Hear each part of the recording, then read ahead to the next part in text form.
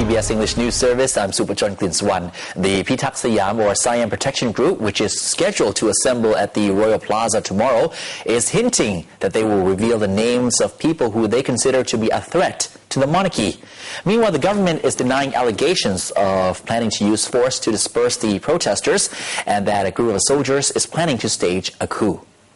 Air Chief Marshal Sukampol Swarnatat, Defense Minister, has denied allegations by some Pheu Thai MPs that a group of soldiers is preparing to stage a coup. The Pheu Thai MP's comments came after a group of soldiers issued a statement to support the Pitak Siam anti-government protest, which is led by a general still on active service. The defense minister says he believes the top brass of the armed forces believe in and support the government. He also commented that soldiers, retired or not, should not join the anti-government rallies. Meanwhile, Deputy Prime Minister Chalerm Yubamrung insisted that the government does not have any plans to use violence against the protesters tomorrow, and emphasized that if there were to be violence, it will not come from the government or police side. The Deputy Prime Minister insisted that the government will not use force to disperse the anti-government crowd. The Metropolitan Police Bureau expects about 76,000 protesters at the weekend rally, which is to demand the resignation of the government.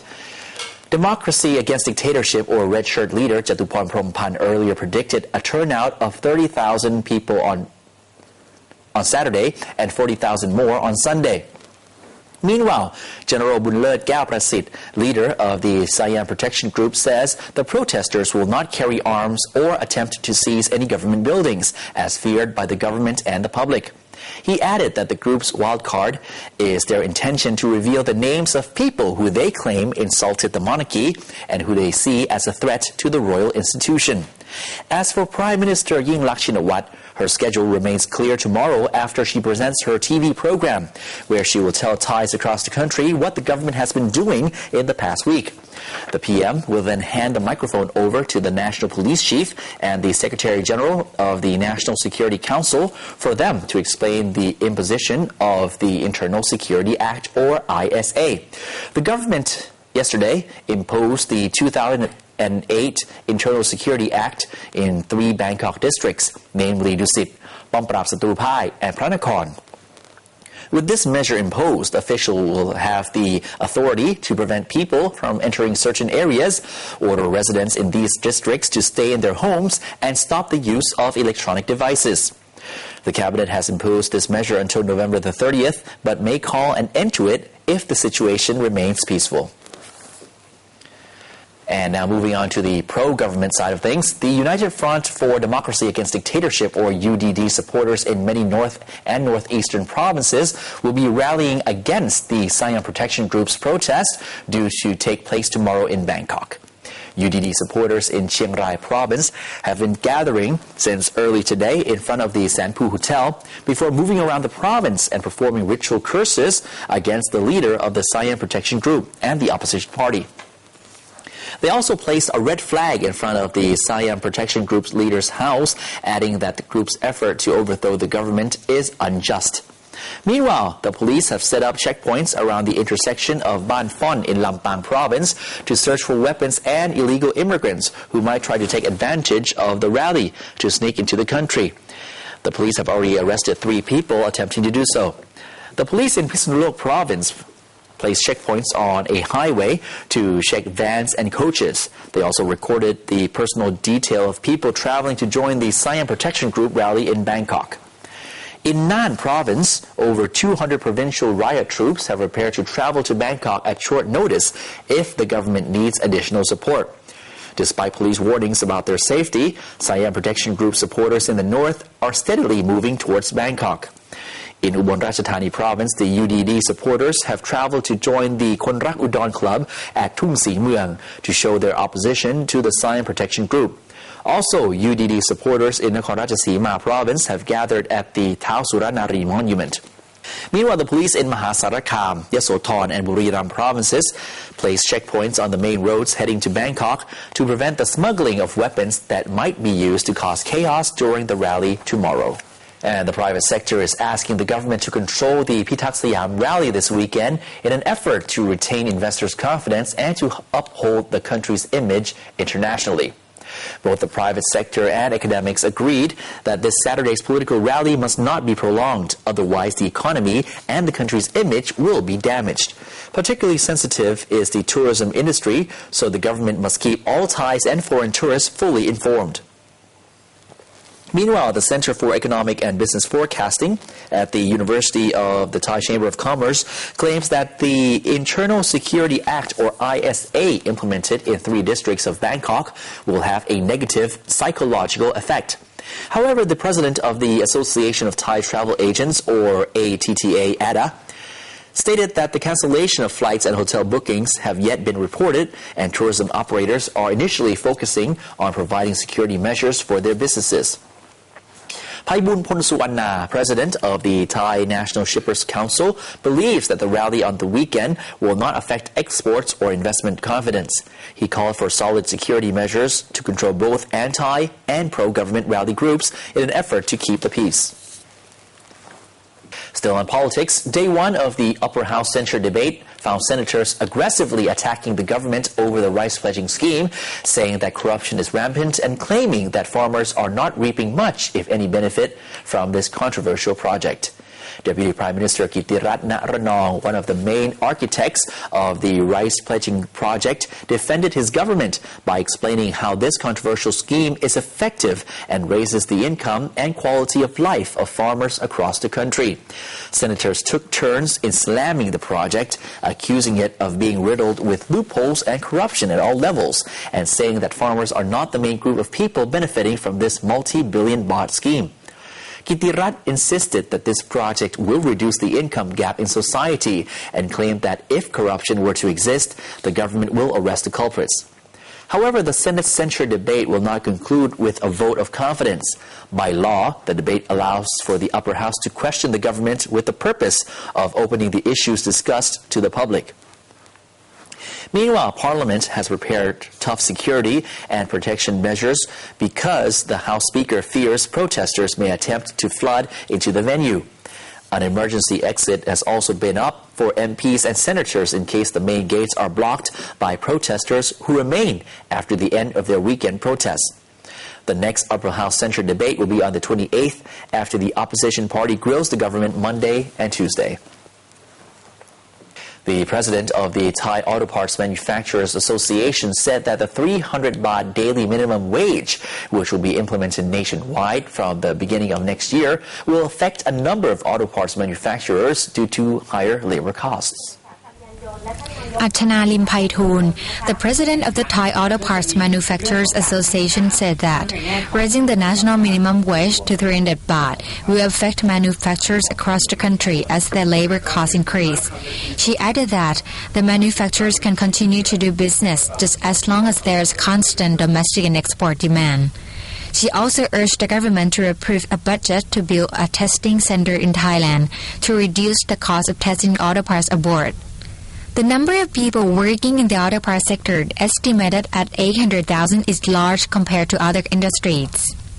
Vithun Sima Chokdi, Permanent Secretary at the Ministry of Industry, says that this year Thailand will be one of the world's largest automobile manufacturers and world's 6th largest auto parts exporter.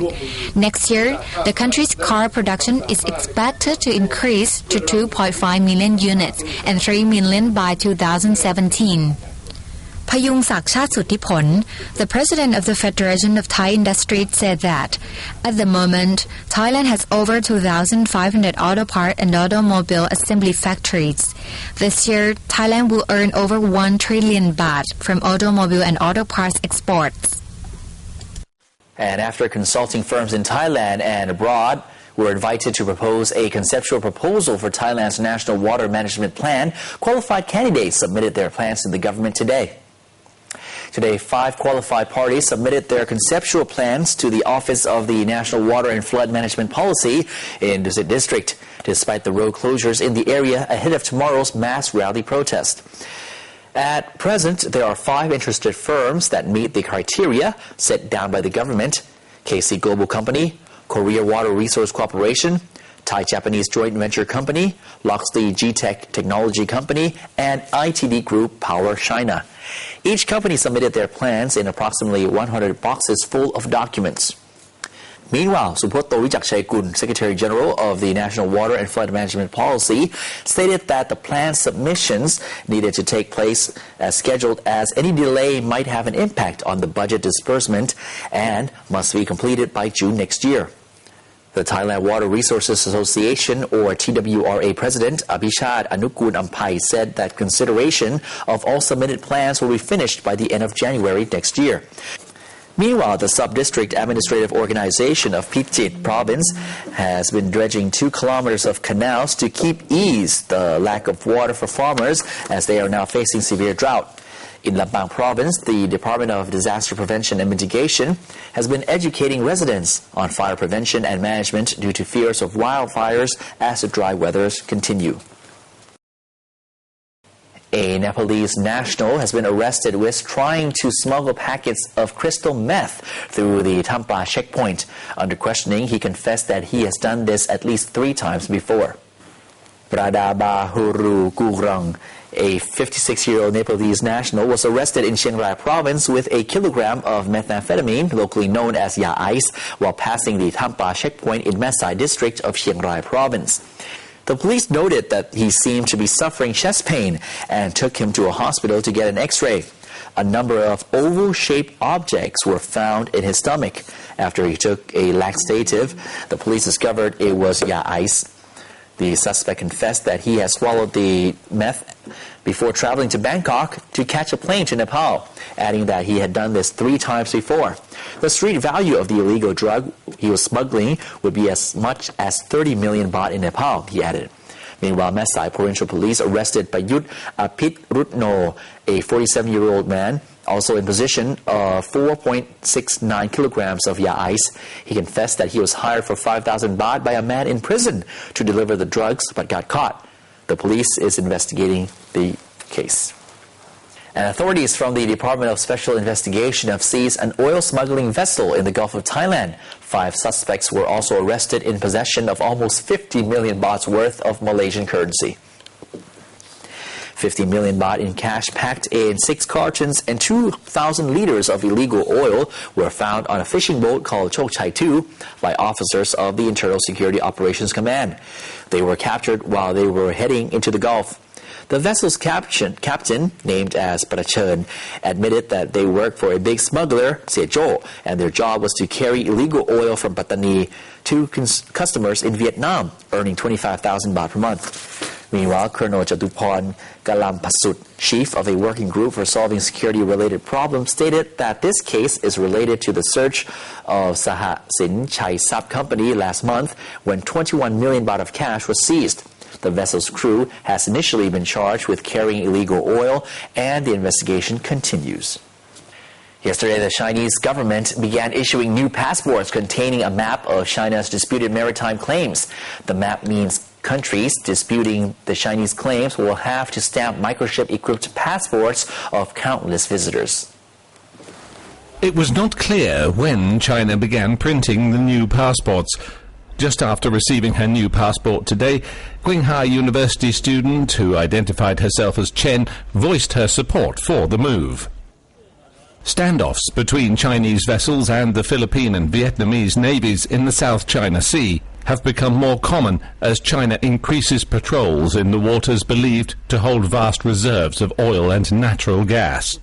Yesterday, the Philippines and Vietnam both condemned the move, branding the new passport design a violation of their sovereignty. Vietnam had written to China to protest against the new passports and asked it to, quote, reverse their incorrect content. The territorial dispute spilled over into Southeast Asia's normally serene government summits this year, with China accused of seeking to stall debate and divide the 10-member Association of Southeast Asian Nations over the issue. Hugh Adams, ThaiPBS. And that ends ThaiPBS's English news service for this week. We'll see you again Monday night. Until then, enjoy your weekend. สวัสดีครับ